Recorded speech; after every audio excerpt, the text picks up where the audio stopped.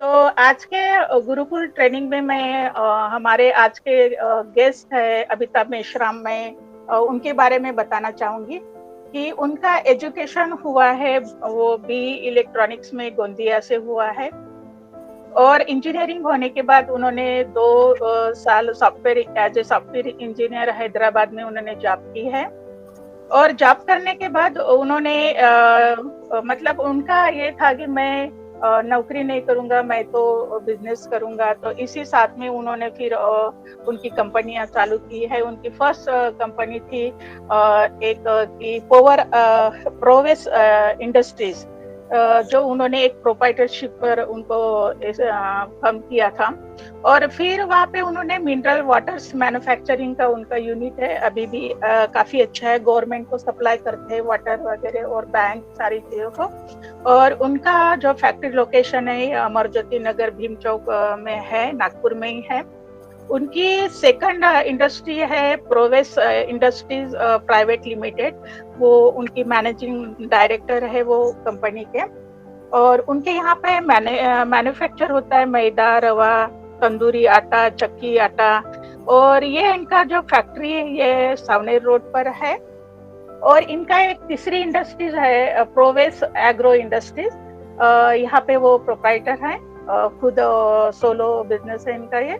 उसमें भी वो मैन्युफैक्चरिंग आप micro nutrition fertiliser and organic fertiliser and organic sanitiser product, ये सब मैन्युफैक्चर यूनिट है। वो है लाखांदूर, एक डिस्ट्रिक्ट भंडारा में एक लाखांदूर सिटी है, उसमें उनका वहाँ पे मैन्युफैक्चरिंग यूनिट है। और उनके मिसेस के नाम पर भी काफी बिजनेसेस है। एक गार्लिक पील्स का भी बिजनेस है उनके घर पे, ग्रोसरी शॉप है काफी बड़ा, काफी सालों से है।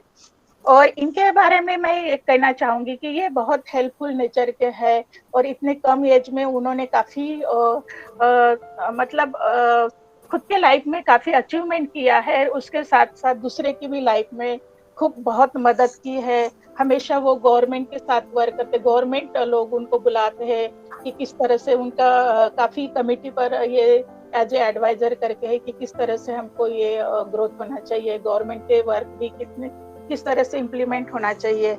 और आज तक तो उन्होंने मतलब फीमेल मेल को काफी निस्वार्थ से काफी उनके बिजनेस सेटअप करके दिए फ्री ऑफ कॉस्ट में। क्योंकि उनका ये है कि अगर मैं खुद मेरे पास ये क्वालिटी है, मैं एक एंटरप्रेन्योर हूँ, तो क्यों नहीं मैं 100 एंटरप्रेन्योर खड़े करूँ। और काफी, और हम लोग भी हमेशा बोलते हैं कि आप कंसल्टेंट भी लो, तो लेकिन वो कभी नहीं लेते।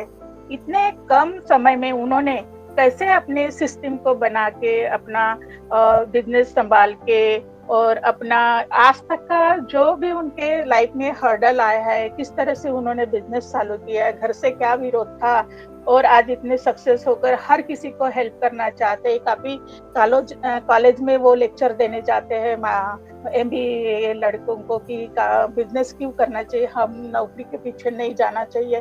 तो उनके पास ऐसे क्या टूल्स है कि वो टूल्स यूज करके आज इतने कम एज में उतने बड़े एक अच्छे जाने माने उद्योजक बने हैं। तो ये सब हम जानना चाहेंगे उनसे। और बाद में आपका क्वेश्चन, जो आंसर क्वेश्चन जो भी होता है सवाल जब आपका भी सेशन हो जाएगा।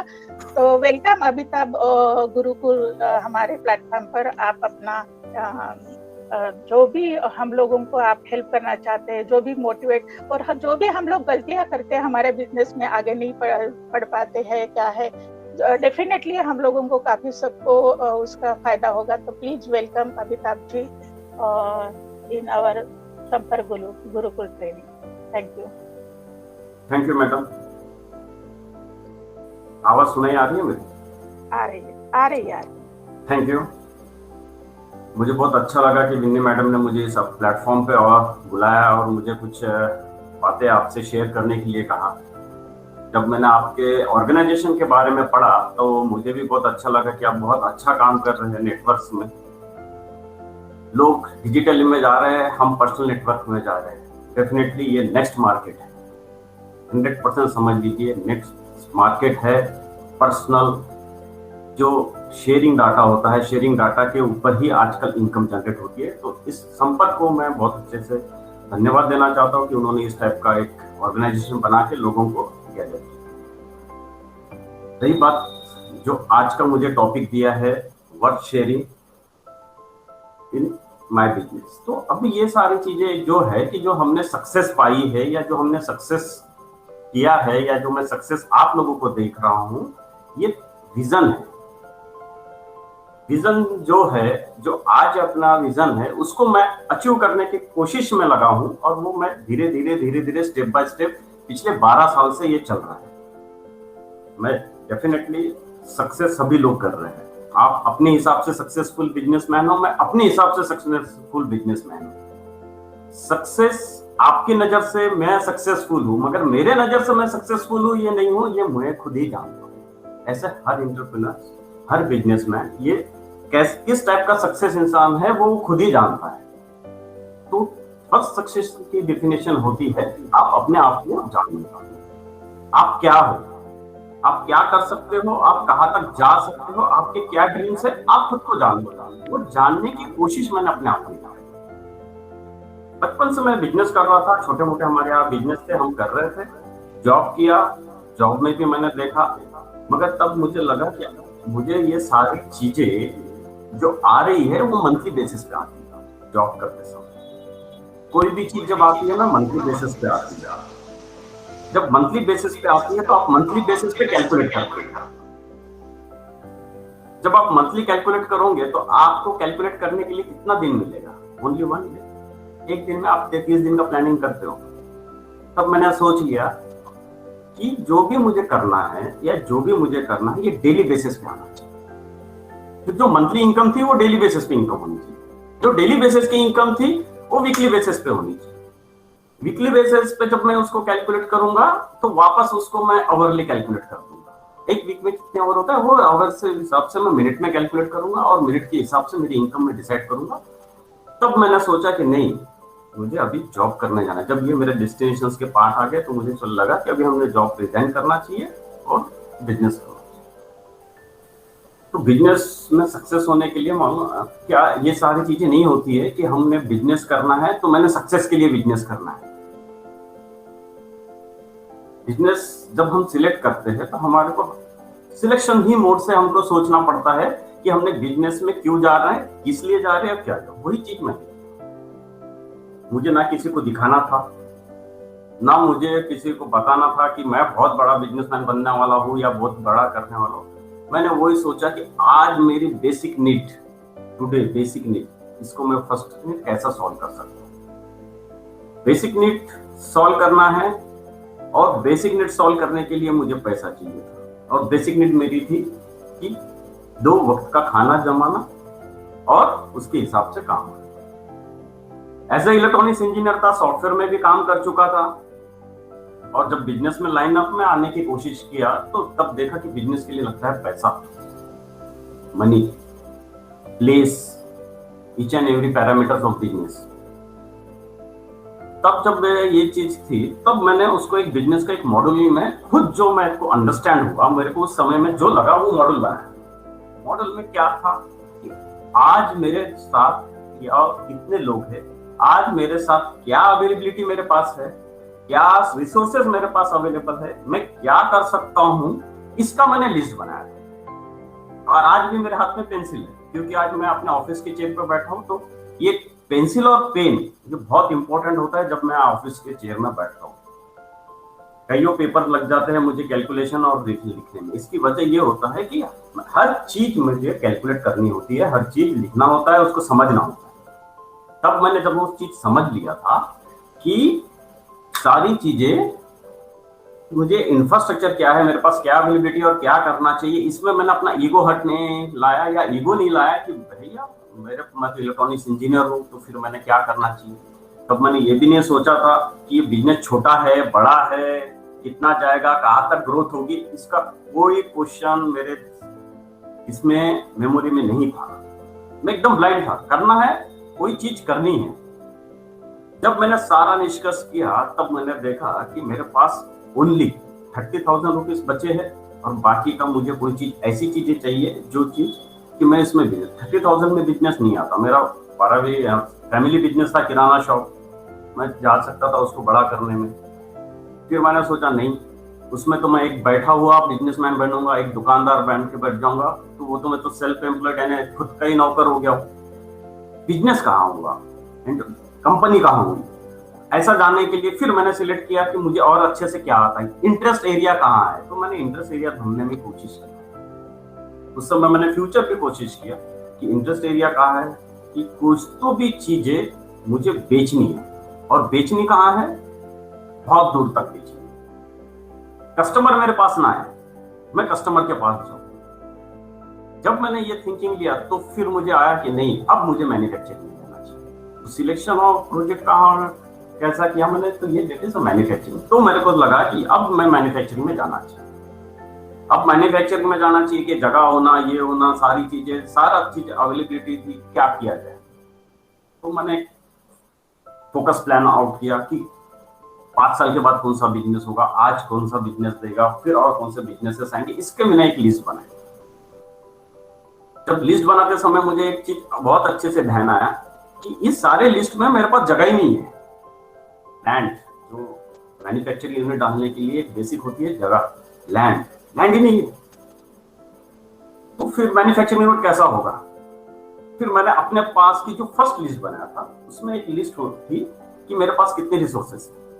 तो रिसोर्सेस में मुझे सबसे अच्छा एक जगह तो मेरा घर का खुद की जगह ही दिखी, जो जस्ट खाली हो रही थी, नीचे का ग्राउंड फ्लोर, हम ऊपर शिफ्ट होने वाले थे। तो मैंने उसको यूटिलाइजेशन करने का सोच लिया। काफी दिक्कतें आई उस चीज में, सारा विरोध के साथ मेरी दिक्कतें आई, सारे घर से लेके सारा चीजों में है, तो भी मैंने एटलीस्ट वहां से स्टार्ट किया। जब हमने उसको बिजनेस को स्टार्ट किया तो फिर जब मैंने वो प्लेस तो सही, फिर आ गया फाइनेंस का। तब फाइनेंस आ रहा था 25 से 30 लाख के बीच में फाइनेंस। जब हम यंग एंटरप्रेन्योर्स होते तब मेरी उम्र खाली 22 साल थी, तो कोई लोन नहीं, कोई पेपर्स नहीं, कुछ नहीं था। तो उसको फिर हमने कैसा किया, फिर अगेन रिसोर्सेस किया। अभी मुझे रिसोर्सेस क्या क्या अवेलेबिलिटी थी, जो मेरे पास कौन कौन थे, पूरे रिलेटिव्स और बैंक, दो ही लोग। अब घर से अपोज होना था तो घर का एक कॉलम कट गया था थोड़ा सा, तो बाकी के रिलेटिव्स थे। तो फिर मैं बैंक में अप्रोच किया, तो बैंक ने भी मुझे कुछ पैसा नहीं दिया। बहुत सारे ये हुई, बहुत सारे बैंक में, नेशनलाइज बैंक ने किसी ने फाइल नहीं लिया। तो फिर मैं कोऑपरेटिव बैंक में गया। कोऑपरेटिव बैंक में भी गारंटी, प्लॉट, मॉर्गेज, जब घर से विरोध था तो प्लॉट भी मॉर्गेज को नहीं मिलेगा, सारी चीजें अवेलेबिलिटी। तो मेरा 1 साल इस पूरा कश्मकश में गया। फिर मुझे ऐसा लगा कि क्यों ना फिर से अपने घर के अंदर के रिसोर्स को और टटोलना चाहिए। तो मैंने उनको टटोलना स्टार्ट किया। तब मुझे थोड़ा घर से सपोर्ट आया, जगह भी मिल गई काम करने के लिए। एक प्लॉट पड़ा था, घर पड़ा था, उसको मॉर्गेज किया। सारा चीज हो जाने के बाद लास्ट में अभी बैंक मुझे कल लोन देगा, तो बैंक के एक एम्प्लॉय ने बोला इस बंदे को लोन नहीं देना चाहिए, इसी कास्ट के बंदे को लोन देना ही नहीं चाहिए, बैंक को डुबा देंगे, इन लोगों का आज तक डिफॉल्ट ही है। तो लास्ट में जिस दिन मेरे को लेटर, डिसबर्समेंट लेटर जाना था, तो मैं बैंक गया तो बोले आपका लोन रिजेक्ट हो गया। तो मैं बहुत परेशान हो गया। ये इस मोड पे ऐसा रिजेक्ट होना मेरे लिए बहुत ये था, क्योंकि मैंने 50-60 लाख मशीन्स वालों को देके रखा था, सारा चीजें, इंफ्रास्ट्रक्चर घर से बात करके था, पहले घर से अपोज था। मैं बैंक के चेयरमैन के पास गया, उनको बोला सर ऐसी ऐसी बात है, ऐसा है, किसने बैंक में क्या बोला मुझे पता नहीं, और कोऑपरेटिव बैंक में क्या चेयरमैन से मिलना बहुत आसान होता है। तो मैं जाने का उनको मैंने सारा हिस्ट्री बताया। चेयरमैन साहब बहुत अच्छे थे, वो मेरे यहाँ खुद चलो मैं विजिट करता हूँ। तब तक मेरी मशीन वाले ने क्या किया था, कुछ पार्ट्स और रिनोवेशन का काम चल रहा था, भिजवा दिया, जो अंडरग्राउंड वगैरह करना पड़ता वो। तो उन्होंने, वो बैंक के चेयरमैन ने देखा और उन्होंने अपने रिस्क पे फर्स्ट 5 लाख का चेक वही बैंक में बोला ये मेरे रिस्क पे दे दो, बाकी का बाद में इनको जब मशीन आएगी तब डिस्कस करना। तब जाके मेरा वो काम स्टार्ट हुआ। जब इतनी प्रॉब्लम वहां भी आई, मगर उसको कैश हैंड से सॉल्व करना था। अगर मैं चेयरमैन के पास नहीं जाता तो शायद वो भी लोन नहीं होता, तो घर से तो पूरा ही विरोध हो गया, वो खत्म ही हो जाता प्रोजेक्ट। तो वो मैंने लिंक सोर्स कैसा बनाना वहां तक पहुंच गया। वहां से बोला इसको भी मेरे को 2 साल में, एंड ये टोटल डॉक्यूमेंट इस बैंक लोन को लाते लाते 2 साल बोलते। तो मेरा मॉरल डाउन नहीं हुआ, सारा फिर चीजें प्लांट खड़ा कर देने के बाद, फर्स्ट प्लांट की बात कर रहा हूँ, प्लान खड़ा करने के बाद क्या हुआ, मुझे लाइसेंस के लिए बैंक गवर्नमेंट के पास जाना था। जब मैं लाइसेंस के लिए गया तो 6 महीना एक डोर पे एक ऑफिस में खड़ा था एक एनओसी के लिए, क्योंकि मेरा रेसिडेंशियल एरिया में था, कॉटेज इंडस्ट्री में कवर हो रहा था, मगर उसके लिए मुझे 6 महीना एक डोर पे एक ऑफिसर के आगे खड़ा। आखिरी में मेरे को रोने जैसा मुंह हुआ, तो मैंने बैंक वालों को सीधा सॉरी गवर्नमेंट ऑफिसर को सीधा बोला, सर एक बार मेरे प्लांट पे विजिट कर दो, फिर देना ना देना आप देख। वो आए मेरे पास, उन्होंने प्लांट का देखा, फिर उन्होंने ये किया और फिर उन्होंने बोला ठीक है मैं तेरे को लाइसेंस देता हूँ टेम्परेरी। तो मैंने उस लाइसेंस को बोला टेम्परेरी दे दो। अब मैंने यूटिलाइजेशन को कैसा जो मेरे पास रिसोर्स था उसको, अब मुझे परमानेंट लाइसेंस स्टार्ट चाहिए था बिजनेस करने के लिए। तो मैंने क्या किया, जो ऑफिसर लाइसेंस के लिए था उसी को मैंने गुरु बना दिया। मैंने एक बात को समझिए, गुरु बनाना बोले तो हर बार आप बहुत होशियार होते हो ऐसा नहीं होता, हर बार आपको एक एक गाइडेंस देने वाला प्रॉपर बंदा चाहिए था, और वो फूड लाइन का था। तो मैंने उन्हीं को अपना गुरु बना दिया और उनके अंडर गाइडेंस में मैंने 3 साल इंडस्ट्री में ग्रोथ किया। उन्हीं के गाइडेंस के अनुसार मैंने पूरा इंडस्ट्री चला और इंडस्ट्री का लोन पूरा का पूरा मैंने 3 साल में खत्म कर दिया। तब तक मेरी एज 25 आ चुकी थी, 26।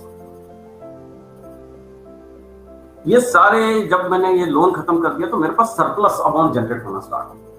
सरप्लस अमाउंट हो रहा था, लोन खत्म हो गया, लोन का पैसा बच रहा था। तो जैसा सब लोगों के बिजनेस वालों की सक्सेसफुल स्टोरी में क्या हो जाता है कि मुझे घर खरीदना है, एक कार खरीदना है, शादी करना है, अच्छे बच्चे होना चाहिए, सबके इसमें बस उसकी सक्सेस स्टोरी खत्म हो जाती है वहां। तो वैसा भी मेरे भी मन में आया और मैंने भी ये सारे चीजें वहां जाके खत्म कर दिया। जब खत्म करने में गया, ये सारी शादी हो गई, बच्चे भी हो गए, तो एज आ गई 28। फिर एज बच गई, बच्चे भी हो गए, गाड़ी भी हो गई, अच्छी बड़ी गाड़ी लिया मैंने, और अच्छे बड़े जिस एरिया में रहता हूँ उस एरिया में जो रेट पे प्लॉट मिला वो भी ले लिया। एज ऑफ 28, 29 मेरे पास फिर बच गया, पैसा बच ही जा रहा है। और पैसा कितना बच रहा था, थोड़ा थोड़ा बच रहा था, मगर वो बच रहा था अकाउंट में जा रहा था बैंक में, और बैंक मेरे को कितना इंटरेस्ट दे रहा था, 1200, 1500, 1000, 2000, 25,000, 30,000। थोड़ा गलत बात है, कुछ तो भी गलत होगा। फिर मैंने बोला नहीं, it is not a success, success ये नहीं है। फिर सक्सेस क्या है, फिर उसको ढूंढने के लिए आगे बढ़ता रहा। तो मुझे लगा नहीं, मुझे और दूसरी इंडस्ट्रीज में हाथ डालना चाहिए। तो फिर मैंने बोला डाइवर्सिफिकेशन ऑफ बिजनेस क्यों करें, क्यों ना मैं यही बिजनेस को आगे बढ़ाऊं। फिर से मैंने पेज पेंसिल उतारा अपनी। जब पेज पेंसिल उतारा गया तो तब देखा कि मेरे ये जो वाटर बिजनेस में है, इसमें फ्यूचर में बिल्कुल ही ग्रोथ नहीं रहेगी और ये कॉम्पिटिटिव एरिया में आके खत्म हो जाएगा। आज की पोजीशन आप मिनरल वाटर में देखोगे तो मार्जिन एकदम थीन है और हजारों कॉम्पिटिटर्स। नागपुर में पूरे 2500 प्लांट से छोटे बड़े सारे पकड़। तो ये मेरे को फोकस हो गया था। तो फिर उस समय मैंने डाइवर्सिफिकेशन का सोचा, तो हमें बिजनेस को डाइवर्सिफिकेशन मोड में जाना चाहिए। अब जब डाइवर्सिफिकेशन मोड जब आता है तो फिर और आपकी मेहनत, आपका टैलेंट फिर से जीरो से स्टार्ट हो गया। अब जीरो से स्टार्ट हो गया तो फिर करना क्या चाहिए, तो फिर जीरो से स्टार्ट हुआ कि लैंड्स की सबसे बड़ी दिक्कत थी। तो मेरे पास जो भी सरप्लस पैसा जमा हुआ उससे मैंने सारे इंडस्ट्रियल लैंड ही खरीदा। आज मेरे पास 4 to 5 इंडस्ट्रियल अलग अलग जगह की लैंड्स अवेलेबल है।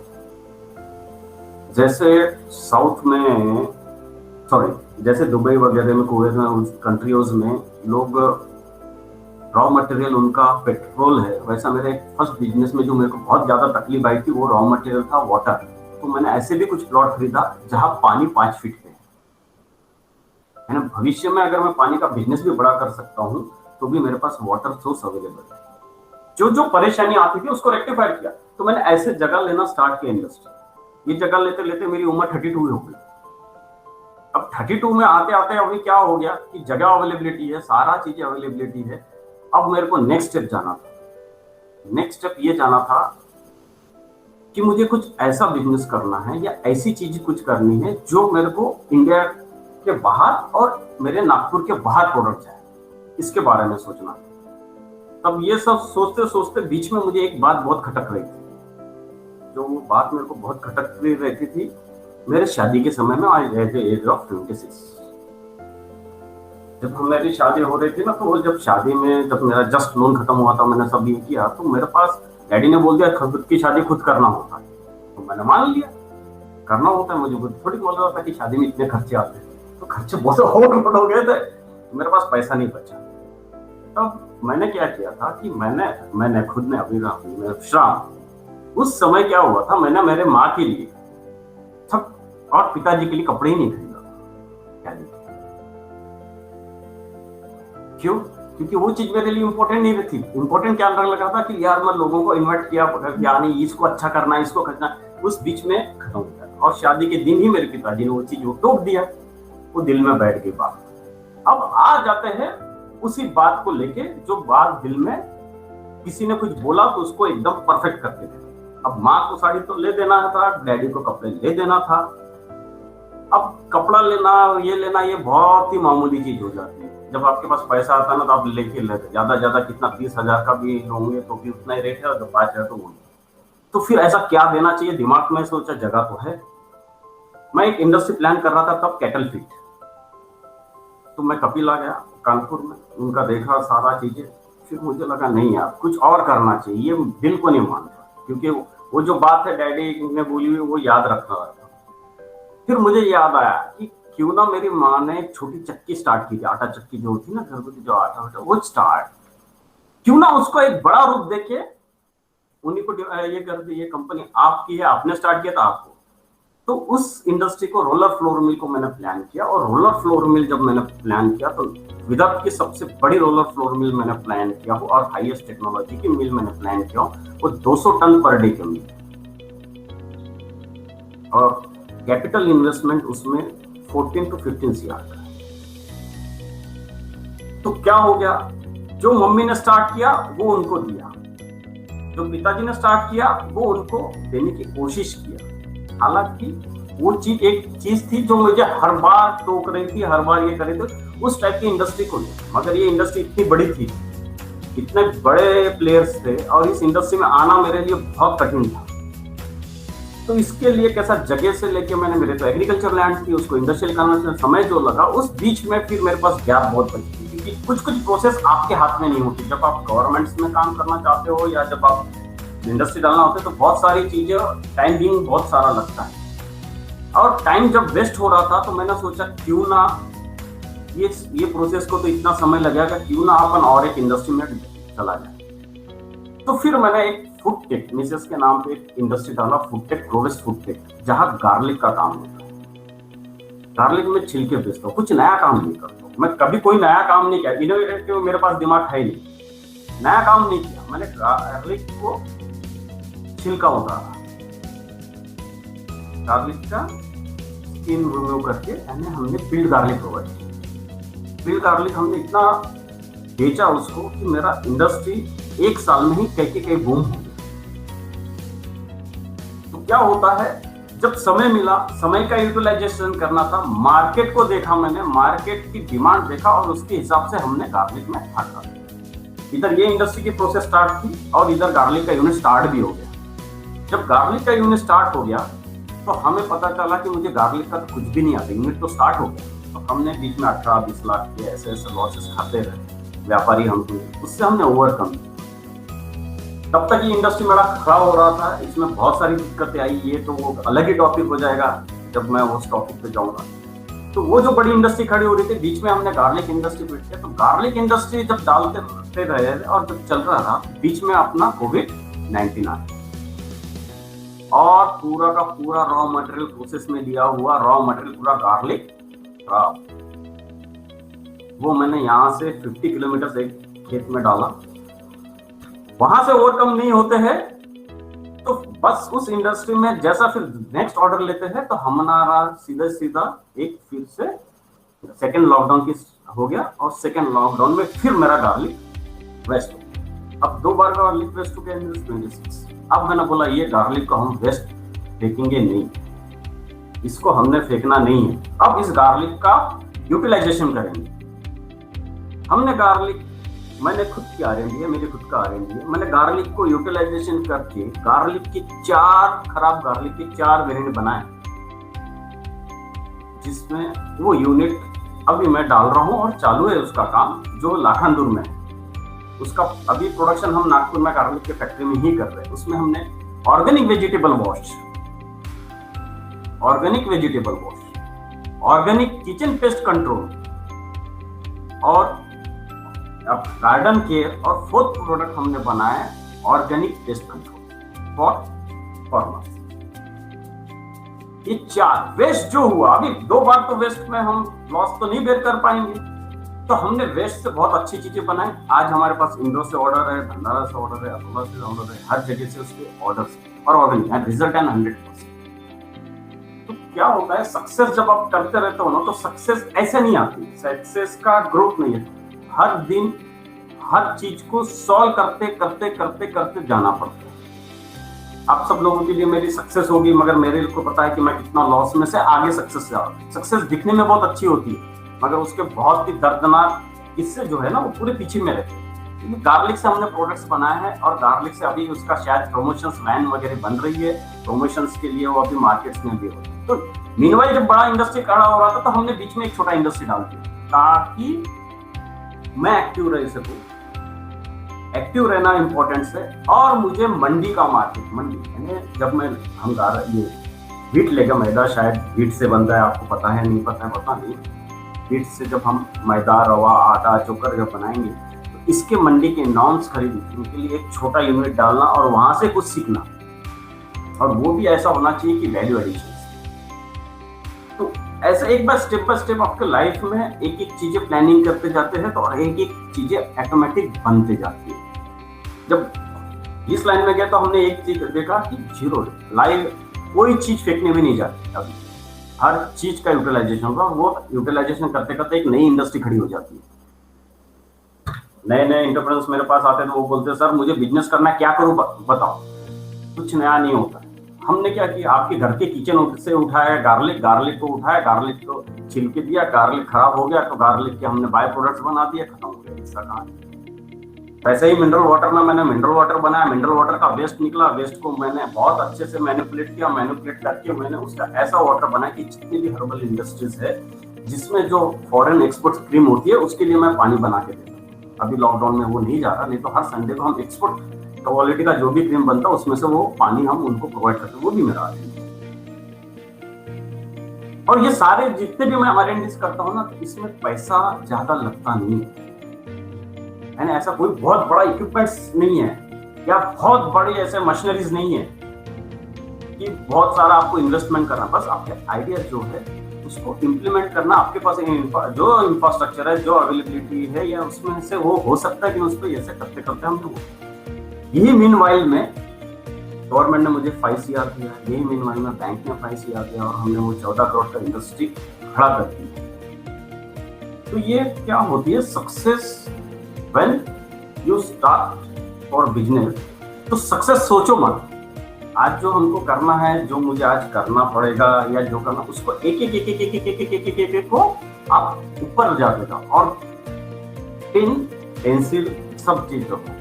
आप मेरे से सब लोग बहुत अच्छे सक्सेसफुल बिजनेसमैन हो गए, नो डाउट, मगर फर्क आप में और इसमें है कि मैं हर बार शायद क्रिएशन मोड में जाता हूँ। मेरे नाम पे शायद 4-5 बहुत अच्छे अच्छे क्रिएशन है। अभी मैं मिनिस्ट्री के साथ काम कर रहा हूँ, अमरावती, अकोला, इस डिस्ट्रिक्ट के लिए काम कर रहा हूँ, भंडारे के लिए मैं अभी काम कर रहा हूँ। साथों साथ मैंने जो जो चीजें सीखा वो अपने तक नहीं रखा, उसकी सबसे अच्छी ये मेरे ग्रोथ में मुझे मिला। जो सीखा वो मैंने लोगों को बांटते गया, सेशंस में बांटते गया, ये बांटते गया, क्योंकि जब मैं किसी को बांटता हूँ तो मुझे भी कुछ उसके प्रिपरेशन करना पड़ता है। तो जो प्रिपरेशन करता हूँ वो मेरे काम में आता है। तो जब मैं प्रिपरेशन करते रहता हूँ तो वो मेरे काम में आते गए, और मैं ही इम्प्लीमेंट करते गया। जब आप क्वेश्चंस करते हो तो मुझे पता चलता है कि हाँ, ये क्वेश्चन का आंसर ये देना हो तो मुझे पढ़ना पड़ता है। अगर ये क्वेश्चन अच्छा है तो शायद वो कभी मैंने सुना नहीं होगा और उसका इम्प्लीमेंट मैंने मेरे बिजनेस में किया नहीं होगा, इसलिए आज उतनी ग्रोथ नहीं है, नहीं तो मैं भी आज टाटा बिरला अंबानी हो सकता था। तो क्या होता है जब हम इंटरैक्शंस करते हैं, जैसा अभी आप संपर्क कर रहे हो, तो संपर्क जब हम करते हैं, इंटरैक्शंस करते हैं, तो इंटरैक्शंस भी कैसा है कि उसको समझो, ना कि आर्गुमेंट मोड में। हम क्या करते हैं कि हमारा कुछ हो गया, सक्सेस हो गया, तो हम थोड़ा आर्गुमेंट मोड में जाते हैं। आज अगर मैं आप लोगों के साथ जुड़ना चाहूंगा तो मैं चाहूंगा कि आप लोगों से, आप जितने भी सक्सेस हो, आप लोगों से कुछ कुछ सीखो। सबके पास नई नई आइडिया होती है, कोई आइडिया नहीं होता, सबके पास नई आइडिया होती है, सब अपने अपने बिजनेस में एक्सपर्ट होते हैं, सब अपने अपने बिजनेस में सक्सेसफुल बिजनेसमैन होते हैं। फर्क इतना है कि कौन सा बिजनेसमैन कब एकदम पीक पे जाके वो शाइन होगा, उसी की एक ये रहेगी। और शाइन होने के लिए सेल्फिश होना रहेगा तो वो शाइन नहीं होगा। उसके लिए आपको आज का मोड क्या बोलता है, आपको सेल्फिश में छोड़ के आपको हैंड टू हैंड, या जैसा आपका ऑर्गेनाइजेशन का नाम है संपर्क, ऐसा बना के ही काम होगा। जब मैंने स्टार्टिंग में ही आप लोगों को बोला कि अभी हम जो मैं रिसर्च कर रहा हूँ या जो मेरी स्टडी है, अभी सब डिजिटलाइजेशन चल रहा है, बिजनेस में डिजिटलाइजेशन चल रहा है। मैं आप लोगों को, आज सारे लोग आप यहाँ, आज से 10 साल के बाद आप मुझसे बात करना, आज से 10 साल के बाद डिजिटलाइजेशन ये खत्म हो जाएगा फिर से, और क्या चीज आएगी मालूम है, पर्सन टू पर्सन। एग्जाम्पल देता हूँ बहुत अच्छे से। अभी आप सब लोग ऑनलाइन मटेरियल मंगा रहे हैं, ऑनलाइन सब चीजें मंगा रहे हैं, है ना। कस्टमर आपके पास नहीं आ रहा, कोई चीजें नहीं आ रही। ये नेक्स्ट बिजनेस के लेवल जो हम अभी प्लान कर रहे हैं उसके मैं बता रहा हूँ। तो ऑनलाइन क्या हो जाएगा, एक रिलेशन गैप ये ब्रेक हो जाएगा। जब रिलेशन गैप जब ब्रेक हो जाता है और उसके बाद आदमी जब प्रोडक्ट्स वो अपने यहाँ ऑनलाइन आने की कोशिश करता है, तो आदमी एक ह्यूमन सोशल नेचर का होता है, तो वो क्या करता है, उसमें से उसका एक, और नहीं यार मुझे वहां जाना है, मुझे उससे मिलना है, मुझे तो उसका जो सेल ग्राफ हो जाएगा वो कम हो जाएगा। आप ऐसे बहुत सारे जो ये है जैसा फ्लिपकार्ट, ये इनका अगर आपने ग्रोथ रेशियो देखा होगा ना, ये डाटा बेस पे ग्रोथ रेशियो है, प्रोडक्ट बेस पे ग्रोथ रेशियो नहीं है। वापस बिजनेस आएगा जब प्रोडक्ट बेस पे, जब सेल्समैन आपके कस्टमर शॉप में आएगा, सेल्समैन आएगा, सब ये हमारे कंपनी के प्रोडक्ट है, ये देखो। जब आपका मार्केटिंग एग्जीक्यूटिव दूसरों के पास जाएगा, सर हमारे पास ये प्रोडक्ट्स है, ऐसा ऐसा, इसका ये फीचर्स है, 1-to-1 मार्केटिंग फिर से आएगा। तो ये जो संपर्क आपका ग्रुप है, इसको बिजनेस में कन्वर्ट कर सकते हैं।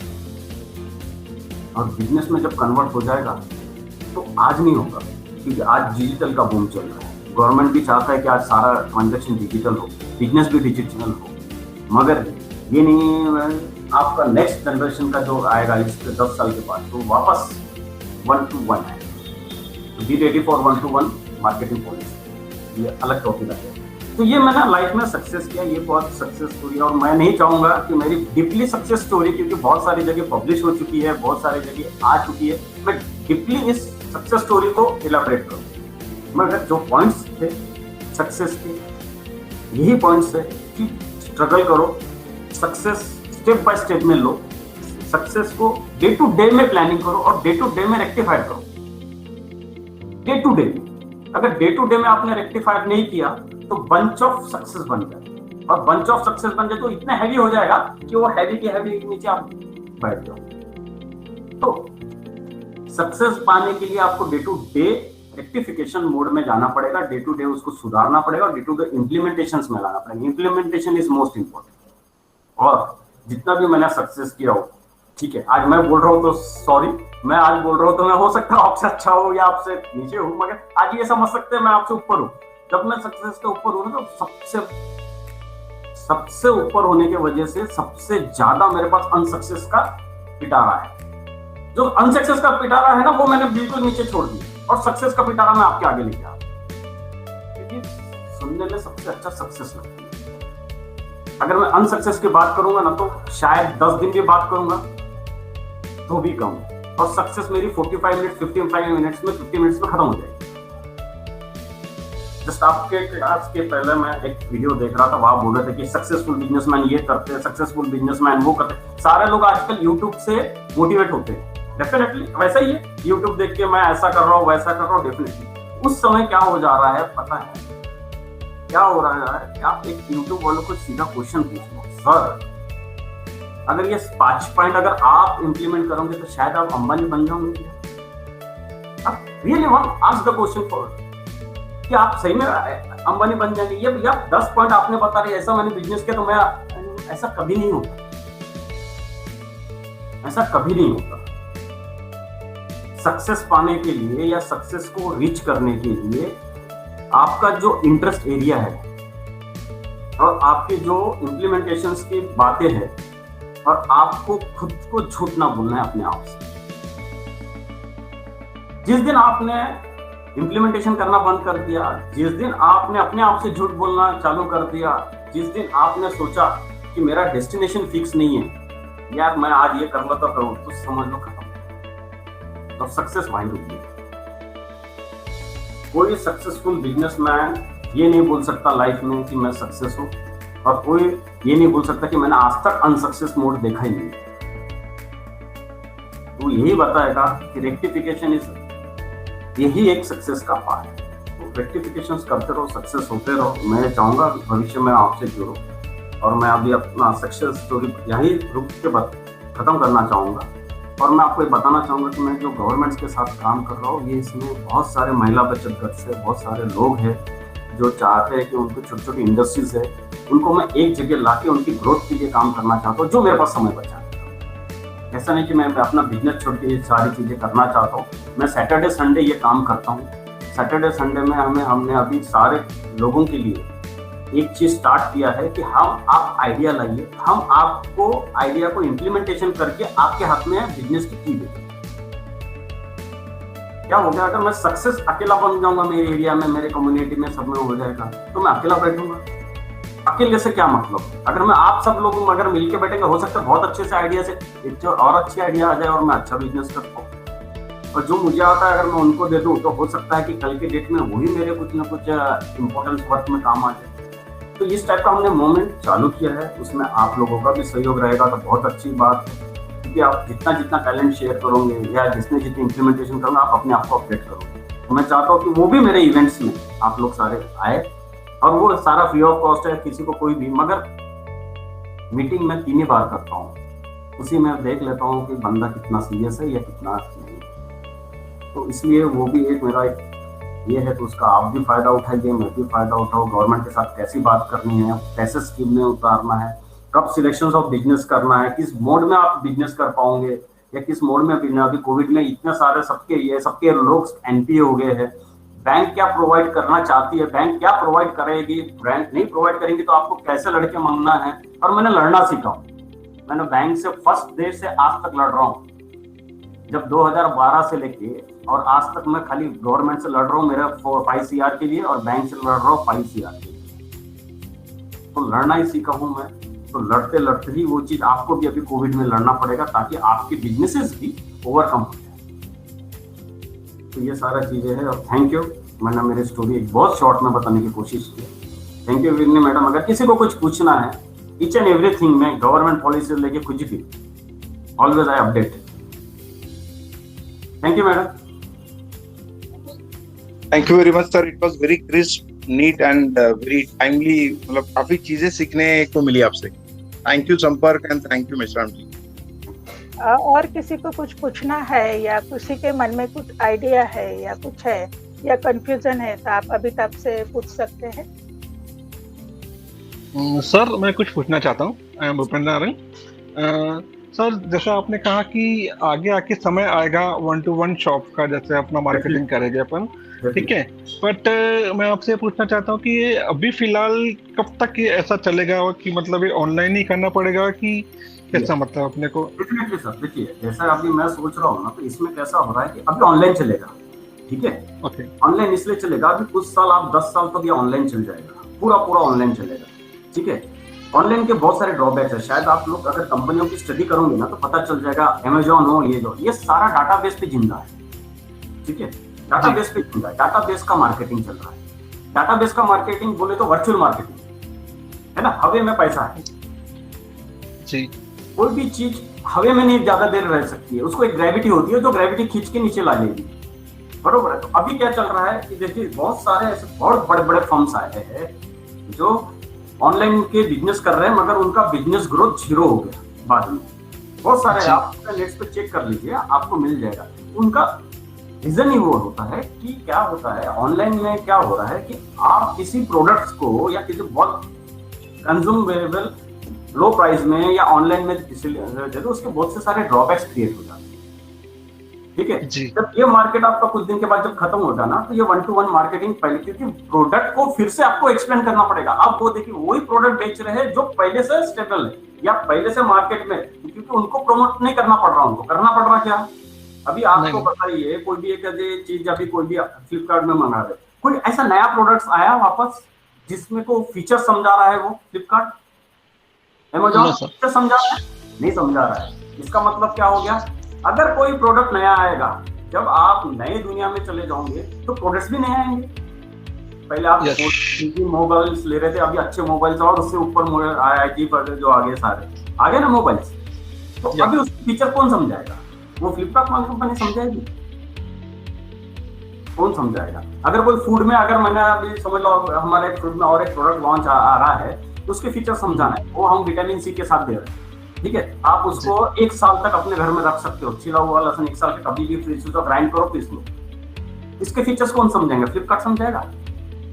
नहीं, अपन ही इसको करेंगे, अपन समझे। तो ये क्या हो गया, इनका एक लिमिटेशन है, डाटाबेस का एक लिमिटेशन है, ये लिमिटेशन खत्म हो जाएगा। ये डाटाबेस पे बिजनेस कर रहे हैं, ये मत सोचो कि यार ये प्रोडक्ट बेच के बिजनेस कर रहे हैं, गलत। ये प्रोडक्ट बेच के कभी बिजनेस नहीं कर सकते, क्योंकि प्रोडक्ट आपको बहुत सस्ते में मिलता है। ये डाटाबेस पे बिजनेस करते हैं, डाटाबेस कब कोलैप्स हो जाएगा, कब अंदर चला जाएगा, ये समझ में नहीं आएगा।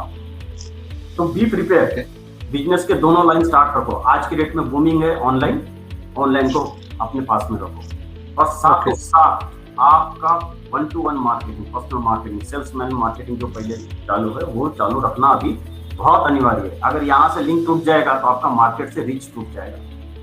Yes sir. तो ये ग्रोथ का है, 10 साल के बाद देख लेना, मैं राइटिंग में ले लो मेरे से लगे। हाँ जी सर, जी जी, okay, thank you sir, thank you sir. Can I meet you at your convenience? हाँ सर, मैं सैटरडे संडे रहता हूँ जनरली। ये नंबर की, ताकि फोन करके समय ले लूँ या आप जैसा सजेस्ट करें।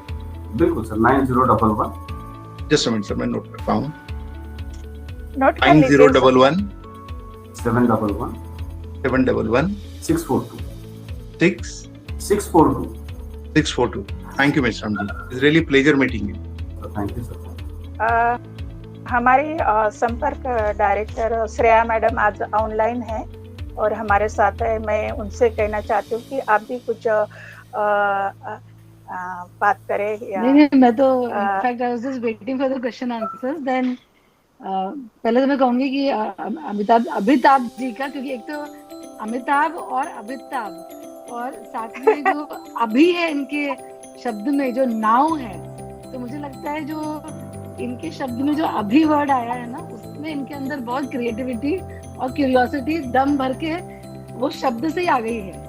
और अभी तब तो का मतलब ही स्टिल होता है। तो आई थिंक सो, एक तो बहुत बहुत कंग्रेचुलेशंस एंड बहुत प्राउड फील होते हैं कि सन ऑफ द सॉइल अगर अपनी जो भी चैलेंजेस फेस करके अपने शहर में मुकाम हासिल करते हैं, तो एक हम सब के अंदर भी एक एनर्जी आ जाती है। तो थैंक यू। एंड आपकी जो अपनी जर्नी शेयर की ना, बहुत ऑनेस्टली शेयर की है। तो आई एम क्वाइट श्योर कि जो ग्रुप ऑफ एंटरप्रेन्योर्स यहाँ बैठे हैं, तो एक ऑनेस्टी जब जर्नी में आ जाती है, तो क्योंकि हम सब इसी तरह के स्ट्रगल या आपने जो चीजें फेस की हैं। अभी मुझे आपसे एक सवाल पूछना है कि आपने अपने लिए आने वाले 5 साल क्या प्लान किया है? आप तो मल्टीपल बिजनेस वाले तो बन गए हैं, हाँ, और लोगों को भी हेल्प कर रहे हैं, तो आपके खुद के 5 साल अभी आप क्या सोच रहे हैं? मैडम, मैं 5 साल में अब मार्केट करना चाहता हूँ। अब मैंने मैन्युफैक्चरिंग की लाइफ जी लिया। हाँ, मैन्युफैक्चरिंग के मुझे पता है अभी क्या लूप्स होल। अब मैं जीना चाहता हूँ मार्केट के लिए। Very good. तो मैं अब मार्केट और मेरे हैंड्स क्रिएट करना चाहता हूँ, जो कि अब मेरे बिजनेस को पीक पे ले जाए। तो अभी इसके लोग तो मेरे 5 साल अभी इसी पे रहेंगे कि हाउ टू डू मार्केट। इसलिए मैं अभी इनको जो बताया कि मार्केट अभी डिजिटल चल रहा है, बाद में 1-to-1 होगा, ये मेरी अभी स्टडीज चल रही है मार्केट। तो मैं 5 साल मार्केटिंग में, अभी सारे मैन्युफैक्चरिंग यूनिट्स हो गया मैडम मेरे को, अब मैं मार्केट में जाना चाहूँगा। तो मैं तो कहूँगी कि अमिताभ जी, आप एक तरह से खुद के ही, जैसे लोग MBA प्रोग्राम करते हैं, हाँ, आपने जर्नी के थ्रू अपना मास्टर्स ऑफ बिजनेस एडमिनिस्ट्रेशन किया है। Yes madam, right right.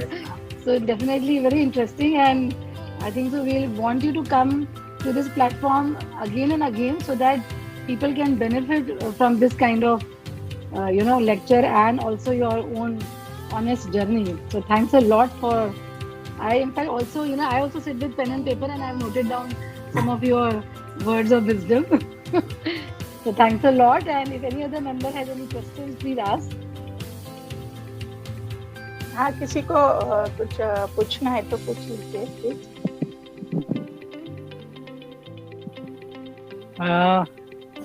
हाय, मैं रविंद्र चौधरी। हाय अमिताभ जी। हाँ सर।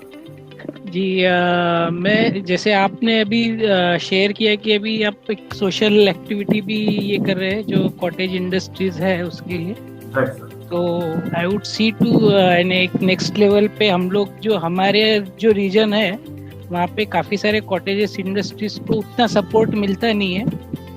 आई थिंक जैसे अमूल वगैरह ग्रो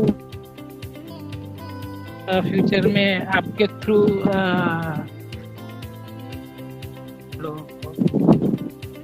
हाँ सर कर सकते हैं इसमें। देखिए कॉटेज इंडस्ट्रीज, अभी कोई कॉटेज इंडस्ट्रीज भी नहीं रहेगी, इसका डेफिनेशन भी अभी चेंज हो गया एमएसएमई एक्ट में।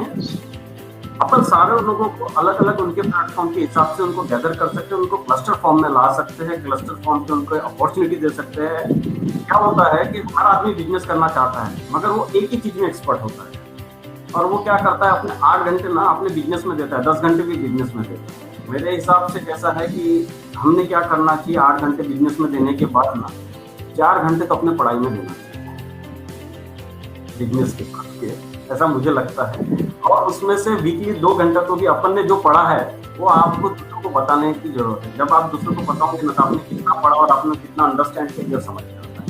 तो जो आपका क्वेश्चन था कि हम क्लस्टर छोटे छोटे इंडस्ट्रीज को कर सकते हैं, डेफिनेटली कर सकते हैं, डेफिनेटली कर सकते हैं। आप डिजिटल मार्केटिंग 10 साल है, छोटे छोटे इंडस्ट्री के प्रोडक्ट्स ले लो, आप अपने वेबसाइट से प्रमोट करो।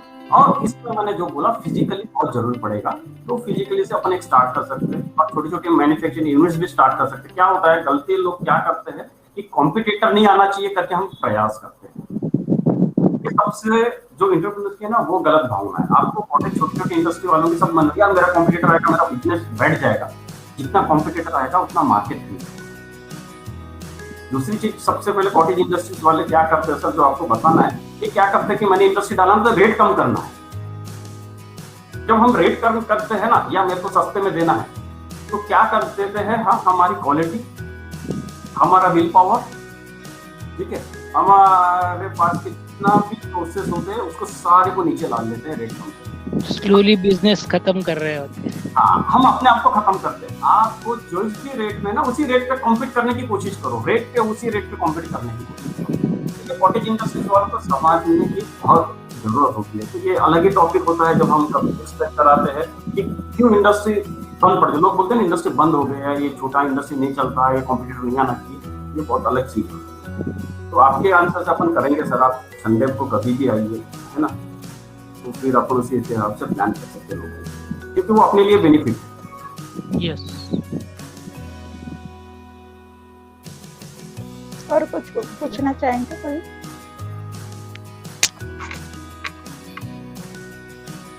जब मैंने अभी तक बताया कि संपर्क को आपको संपर्क में आपको एक एज ए गेस्ट करके आना है, आपका जर्नी बताना है, तो संपर्क क्या है उन्होंने पूछा। और क्योंकि वो बहुत सारे ऑर्गेनाइजेशन के साथ भी काम करते हैं और उनको पता है वो लोगों के कैसे काम करने के तरीके हैं। जब संपर्क का उन्होंने प्रोफाइल पढ़ा तो पहला उनका मुझे रिप्लाई आया कि बहुत ही बढ़िया ऑर्गेनाइजेशन है और मैं भी इसमें जुड़ना चाहता हूँ। तो ये मुझे बात अच्छी लगी और